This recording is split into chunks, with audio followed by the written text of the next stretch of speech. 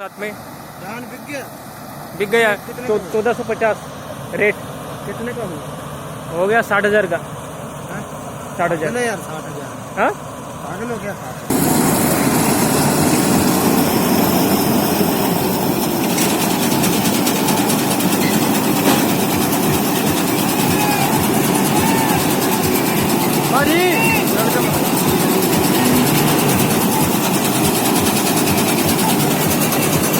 उधर ले लो।